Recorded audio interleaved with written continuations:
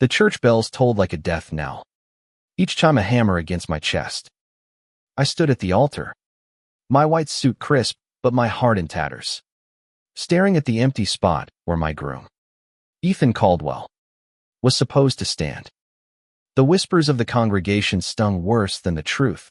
He'd run, leaving me, Julian Harper, abandoned on what should have been our wedding day. The organ's mournful notes faded, and the priest cleared his throat, his eyes darting nervously to the Caldwell family in the front pew. Ethan's mother, Evelyn, stood, her face a mask of cold determination. "This wedding will proceed," she declared, her voice slicing through the murmurs. I blinked, confusion drowning my grief. Proceed? With who? My gaze swept the room, landing on a familiar figure slouched in the third row, his dark hair falling over eyes I hadn't seen in years. Noah Caldwell, Ethan's younger brother. My first love. My ex. The crowd hushed as Evelyn's heels clicked toward me. "Julian," she said, her tone brooking no argument. "You'll marry Noah instead." Gasps rippled through the chapel. My knees buckled, but I caught myself on the altar's edge. Noah's head snapped up, his face pale, those hazel eyes locking onto mine with a mix of shock and something deeper, something I hadn't let myself remember. For years ago, Noah and I were inseparable. We met at a community theater in Syracuse, both of us college freshmen with dreams bigger than the small-town stage. He was all sharp wit and quiet intensity, sketching set designs while I memorized lines. Late-night rehearsals turned into stolen kisses behind the curtains, our laughter echoing in empty auditoriums. We were reckless, in love, planning a future in New York City's bright lights. But Noah's family had other plans. The Caldwells were old money, their name etched into every cornerstone of this upstate town. They saw me, a scholarship kid from a broken home, as a threat to their legacy. Evelyn gave Noah an ultimatum: end it, or lose everything. He chose them. I spent years rebuilding myself after he left. I found Ethan, his older brother, at a charity gala. He was charming, stable, everything Noah wasn't. When he proposed, I said yes, believing I could love him enough to forget the past.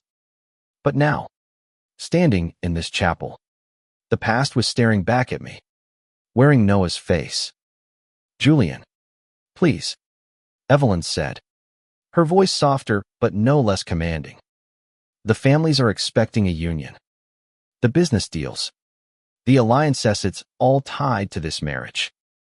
She gestured to the pews, where investors and local elites watched like hawks. "Noah will step up." Noah stood slowly, his jaw tight. "Mom, this is insane," he said, but his eyes never left mine. I wanted to scream, to run like Ethan had, but my feet were rooted. The weight of 100 gazes pinned me in place. The priest, sweating now, stammered, "Shall we continue?" I looked at Noah, searching for the boy I'd loved, the one who'd broken my heart. He looked older, leaner, but those eyes still held the same fire. Did he feel this chaos too? Or was he just another Caldwell pawn? "Fine," I said, my voice barely above a whisper. The word tasted like ash. Noah's lips parted, but he said nothing, stepping forward to take Ethan's place. The congregation exhaled, the tension shifting to a strange, electric anticipation. As the priest began again, Noah's hand brushed mine, a fleeting touch that sent a jolt through me. I hated how familiar it felt, how my body still remembered him. The vows were a blur, my mouth moving on autopilot. "Julian, take you. Noah." Each word was a betrayal of Ethan, of myself, of the life I tried to build. Noah's voice was steady, but his fingers trembled as he slid the ring onto my hand. It was Ethan's ring. Too big, too heavy, a symbol of everything wrong with this moment. The reception was a haze of forced smiles and champagne toasts. Noah and I barely spoke, orbiting each other like strangers. But when the band struck up a slow song, Evelyn's sharp glance pushed us to the dance floor. His hand found my waist. And for a moment, it was just us, swaying under the chandeliers of the Caldwell Estates ballroom. "Why didn't you say no?" I whispered, my voice raw. Noah's grip tightened. "Because I owe you," he said, so quietly I almost missed it. "And because I couldn't let you go again." My breath caught. I wanted to hate him, to shove him away. But his words cracked something open inside me.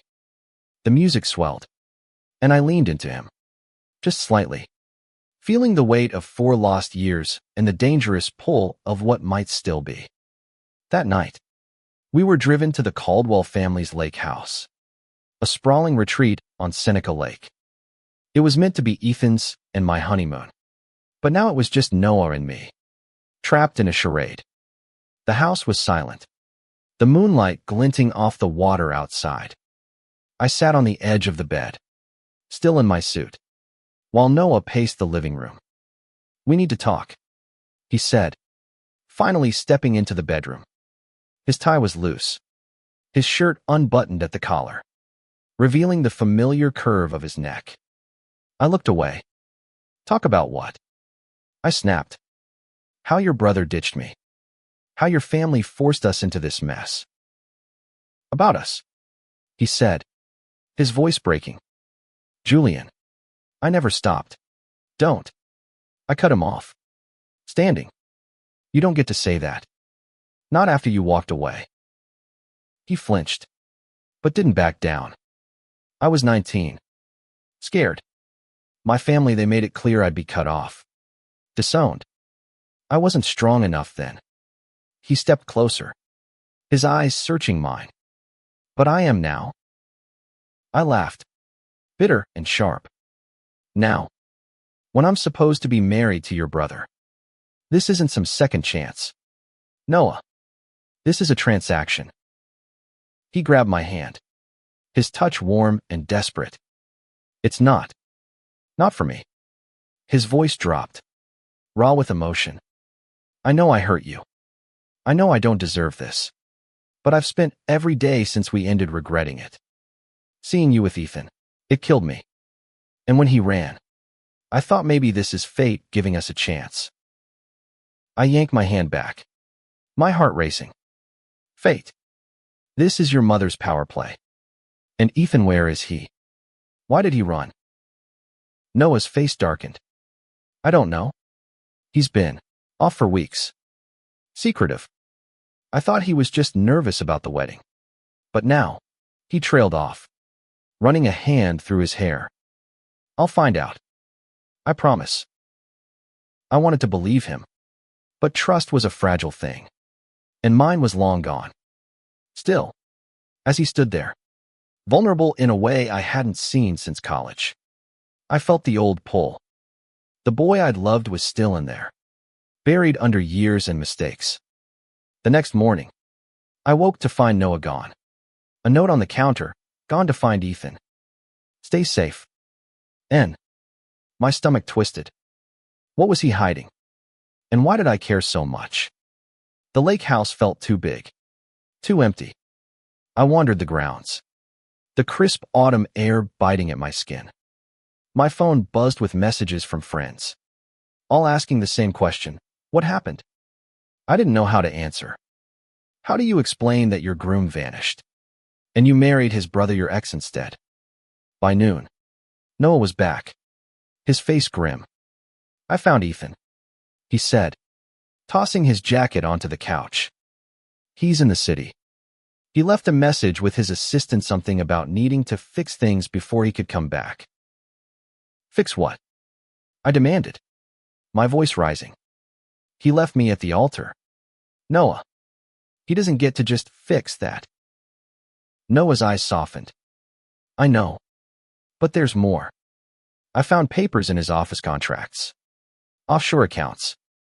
Ethan's been hiding something big. I think. I think he ran because he's in trouble. Trouble. My mind raced. Ethan had always been the golden son, the one who played by the rules. Or so I thought. I'm going to confront him, Noah said, his voice steady. But I need you with me, Julian. Not just for this, but for us. I stared at him, torn between anger and the dangerous hope his words sparked. Could I trust him again? Could I trust myself? The answers were out there. With Ethan. In the truth we'd both been denied. And so, against every instinct, I nodded. Let's go. The drive to New York City was a tense, silent blur. Noah's hands gripped the steering wheel. His jaw set, while I stared out the window, watching the autumn landscape fade into the concrete jungle. My mind churned with questions. What had Ethan been hiding? And why did Noah's presence beside me feel like both a lifeline and a trap? We pulled into a parking garage near Ethan's Manhattan apartment, a sleek high-rise that screamed Caldwell wealth. Noah hadn't said much since we left the lake house, but his glances carried weight, like he was trying to memorize me before everything fell apart again. I wanted to ask what he meant by us, but the words stuck in my throat. Instead, I followed him into the elevator, the mirrored walls reflecting two men who looked as lost as I felt. Ethan's apartment was on the 32nd floor, all glass and steel, a stark contrast to the warmth of the lake house. Noah knocked, then pounded, but no answer came. He's here, Noah muttered, pulling a spare key from his pocket. I can feel it. The door swung open to a dark, eerily quiet space. Papers were scattered across the living room floor. A laptop opened on the coffee table. Noah moved like a man possessed, rifling through the documents. I hovered near the doorway, my heart pounding. Noah, what are we looking for? Anything, he said, his voice tight. Proof. Ethan's been acting strange for months, disappearing, taking calls in private. I thought it was wedding stress. But now, he held up a bank statement, his eyes narrowing. This isn't his usual account. It's offshore. Millions. Julian. My stomach dropped. Millions. For what? Noah didn't answer, his attention shifting to the laptop. He typed furiously, then froze. It's encrypted, but there's an email draft. Look. He turned the screen toward me. The email was addressed to a law firm. The subject line, urgent, asset transfer. The body was incomplete, but one sentence stood out. I can't let the family find out. Find out what? I whispered, dread curling in my chest. Before Noah could respond, the door slammed open. Ethan stood there, his blonde hair disheveled, his eyes wild. What the hell are you doing here? He demanded, his gaze flicking between us. He looked nothing like the polished man I'd planned to marry. His suit was wrinkled, his hands shaking. You ran, I said, my voice trembling with anger. You left me at the altar, Ethan. And now you're hiding. What? Money. Secrets. Ethan's face crumpled, but he didn't deny it. Julian, I didn't want this. He stopped, glancing at Noah. You shouldn't be here. Tell us the truth, Noah said, stepping forward, his voice low and dangerous. What are you running from? Ethan sank onto the couch, burying his face in his hands. It's Dad's company, he said finally, his voice muffled. Caldwell Enterprises. I found irregularities funds siphoned off. Fake contracts. I confronted Dad, and he told me to keep quiet or lose everything. I stared, my mind reeling. Caldwell Enterprises was the backbone of their family's wealth, a real estate empire spanning the Northeast. So you ran? I asked, incredulous. Instead of telling me. I was trying to protect you, Ethan said, looking up, his eyes red. If I married you, you'd be tied to this mess. I couldn't do that to you. I laughed, sharp and bitter. So you left me to marry your brother instead. That's your idea of protection. Ethan flinched, but Noah stepped between us. Enough, he said, his voice steady but laced with pain. Ethan, you should have trusted Julian. And you should have trusted me. Trusted you. Ethan snapped, standing. You've been in love with him since college. Don't pretend you're not thrilled he's yours now. The words hit like a punch. Noah's face went still, but he didn't deny it. My heart raced, caught between Ethan's betrayal and Noah's unspoken confession. The room felt too small, the air too thick. Get out, I said to Ethan, my voice shaking. I need to think. Ethan hesitated, then grabbed his coat and left without another word. The door clicked shut, leaving Noah and me in a silence that screamed with everything unsaid. We didn't speak as we drove back to the lake house. The city lights faded into the dark, winding roads of upstate New York, but the weight of Ethan's words lingered. Noah pulled over at a scenic overlook, the lake shimmering below us under a crescent moon. He turned off the engine, and for a moment, we just sat there, the hum of crickets filling the space between us. I didn't want this to happen, Noah said finally, his voice low. Not like this. I turned to him, my anger softening into something more dangerous hope. Then why did you agree to marry me? Why not walk away? He looked at me, his hazel eyes catching the moonlight. Because I've spent 4 years regretting the day I let you go. When Mom said your name at the altar, I couldn't say no. Not again. My chest tightened. You broke me. Noah. You chose your family over me. I know, he said, his voice cracking. And I've hated myself for it every day since. But I'm not that kid anymore. I'm here. Julian. I'm all in. If you'll let me. I wanted to push him away, to protect the walls I'd built. But his hand found mine, and the warmth of his touch unraveled me. I leaned closer, my forehead resting against his, our breaths mingling in the quiet. I don't know if I can trust you, I whispered. Then let me prove it, he said, his voice fierce. Give me time. We stayed like that, suspended in the moment, until the cold seeped through the windows. When we finally drove on, something had shifted. Not trust. Not yet. But a spark of possibility. Back at the lake house, Noah dug into Ethan's secrets while I tried to make sense of my heart. He found more documents and emails, financial records pointing to a deeper scandal. Caldwell Enterprises wasn't just mismanaged. It was a house of cards, built on lies and laundered money. Ethan had been trying to untangle it, but he'd been in over his head.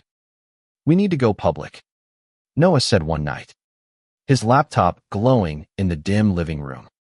If we don't, this will destroy the family and you. By extension. Me? I asked, frowning. I'm not a Caldwell. You're married to one, he said, his eyes meeting mine. To me. The word married hung between us, heavy with meaning. I'd avoided thinking of Noah as my husband. But the truth was undeniable. We were bound, not just by a ring, but by the mess we were in. I'll help you, I said finally. But not for your family. For us. Noah's face softened, a smile breaking through. Us, he repeated, like a vow. The next day, we met with a journalist friend of mine, Mia, who worked for a local paper. She listened, wide-eyed, as we laid out the evidence. This is huge, she said, scribbling notes. But it's dangerous. The Caldwells have influence. Are you sure you want to do this? I glanced at Noah, his hand steady on my arm. "We're sure," I said, as Mia left to start her investigation. Noah pulled me close, his lips brushing my temple. "Whatever happens," he said, "we face it together." For the first time in years, I believed him. Mia's article hit the presses a week later, and Syracuse exploded. Headlines screamed about Caldwell Enterprises' financial misconduct, naming Ethan's father, Richard Caldwell, as the mastermind. The town's elite turned on each other, alliances crumbling as investors scrambled to distance themselves. Noah and I stayed holed up at the lake house, the outside world a storm we'd unleashed. Evelyn showed up the next morning, her face a mask of fury. "You've ruined us," she spat, standing in the doorway like a queen dethroned. "Do you have any idea what you've done?" "We told the truth," Noah said, stepping in front of me. "Dad's been lying for years. You knew, didn't you?" Her silence was answer enough. She turned to me, her eyes cold. "And you, Julian, I gave you a chance to be part of this family, and this is how you repay us. You forced me into a marriage I didn't want," I said, my voice steady despite the tremor in my hands. "You don't get to play the victim." She left without another word, but her parting glance promised retribution. Noah shut the door, his shoulders sagging. "She'll come for us," he said quietly. "She always does." "Let her try?" I said, surprising myself with the fierceness in my voice. Noah looked at me, a spark of pride in his eyes. And for a moment, I felt invincible. The fallout was relentless. Reporters camped outside the lake house, their cameras flashing like vultures circling. Noah's phone buzzed with threats from anonymous numbers, and my social media was a war zone of support and vitriol. But we had each other, and that was enough to keep going. One night, as we sat by the fireplace, Noah opened a bottle of wine and poured 2 glasses. "To surviving," he said, raising his. I clinked my glass against his, the firelight dancing in his eyes. "Surviving," I echoed, but my heart wasn't in it. I set the glass down, my thoughts tangled. "Noah, what are we doing? This marriage's not real. It's a lie we were forced into." He leaned forward, his gaze intense. "It's real to me, Julian.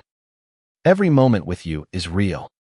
I know I don't deserve you, not after what I did, but I'm in love with you. I never stopped." The words hung in the air, heavy and true. I wanted to push them away, to cling to my anger, but it was slipping through my fingers. "I'm scared," I admitted, my voice barely audible. "Scared of trusting you again. Scared of what this means." He moved closer, his hand cupping my face. "Then let's figure it out together. No pressure, no expectations. Just us." I nodded, tears prickling my eyes. When he kissed me, it was soft, tentative, like he was asking permission. I kissed him back, and for the first time in years, I felt whole. The next morning, Mia called with news. "Ethan's back," she said. "He's at the police station, turning himself in. He wants to talk to you both." We drove to the station, my stomach in knots. Ethan looked exhausted, his eyes shadowed as he sat across from us in a sterile interview room. "I'm sorry," he said, his voice hoarse. "I should have told you everything, Julian. About the company, about Dad. I thought running would protect you, but I was wrong." "Why come back now?" Noah asked, his tone guarded. "Because you did what I couldn't," Ethan said, looking between us. "You exposed the truth. I want to help fix it. I've got evidence records Dad tried to destroy. I'll testify." I studied him, searching for the man I'd thought I loved. He was still Ethan charming. Flawed, but he wasn't mine anymore. Maybe he never was. Thank you, I said finally, for doing the right thing. As we left the station, Noah took my hand, his grip steady. You okay? He asked. I nodded, squeezing his hand. Yeah, I think I am. The weeks that followed were a whirlwind. Ethan's testimony, combined with Mia's reporting, led to Richard Caldwell's arrest. The company teetered on the brink of collapse. But Noah and I worked with lawyers to salvage what we could, redirecting funds to community projects the Caldwells had neglected for years. It wasn't redemption. Not fully. But it was a start. Noah and I grew closer. Our days filled with quiet moments cooking dinner, walking by the lake, talking until dawn. He was different now. Steadier. But still the boy who'd made me laugh in empty theaters. I was different too. Stronger. Less afraid of my own heart. One evening, as we sat on the dock, the sunset painting the sky in pinks and golds, Noah turned to me. I want to do this right, he said, pulling a small box from his pocket. Inside was a simple silver band. Nothing like Ethan's gaudy ring. Julian Harper, will you stay married to me? For real this time? My heart swelled, and I laughed through tears. Yes, I said, letting him slide the ring onto my finger. For real. The trial was the talk of Syracuse. Richard Caldwell stood in the courtroom, his tailored suit doing little to hide the defeat in his eyes. Noah and I sat in the back, our hands clasped tightly, as Ethan testified about years of fraud and manipulation. The jury didn't take long to convict. When the gavel fell, it felt like the end of an era and the beginning of something new. Outside the courthouse, reporters swarmed, but Noah pulled me through the crowd, his arm a shield around me. We drove to a quiet diner on the outskirts of town, the kind of place where nobody cared about our last name. Over coffee and pie, we talked about the future, not the Caldwell legacy, but ours. I want to leave this town, Noah said, his voice soft but certain. Start fresh. Somewhere we can be us, not the mess we came from. I smiled, tracing the edge of my coffee mug. Wherever we go, it's you and me.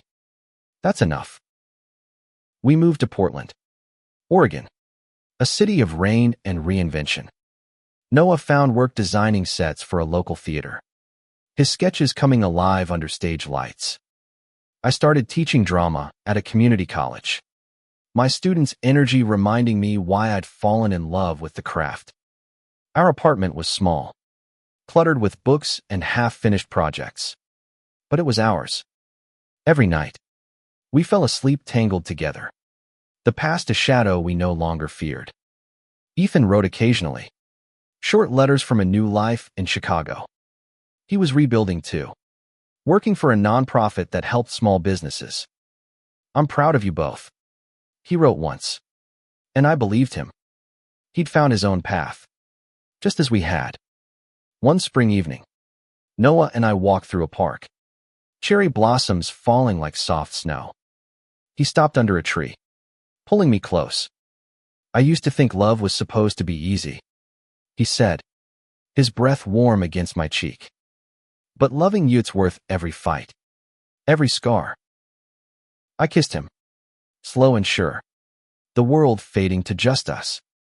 We're not perfect, I said, smiling, but we're real. Years later, we returned to Syracuse for Mia's wedding. The town felt smaller, its shadows less daunting. At the reception, we danced under string lights, Noah's arms around me, his laughter vibrating against my chest. Evelyn was there, older now. Her influence faded. She nodded at us, a silent acknowledgement. But we didn't need her approval anymore. As the band played a slow song, Noah whispered, I'd marry you again. You know, every day. I grinned, resting my forehead against his. Good. Because you're stuck with me. The music carried us, And I thought of the chapel, the altar, the chaos that had brought us here. Ethan's absence had been a wound, but it had led me back to Noato, a love I'd never stopped carrying. We weren't just survivors of a scandal. We were builders of something stronger, something true. In that moment, under the stars, I knew we'd made it. Not because the world approved, or because the past was erased, but because we'd chosen each other again and again.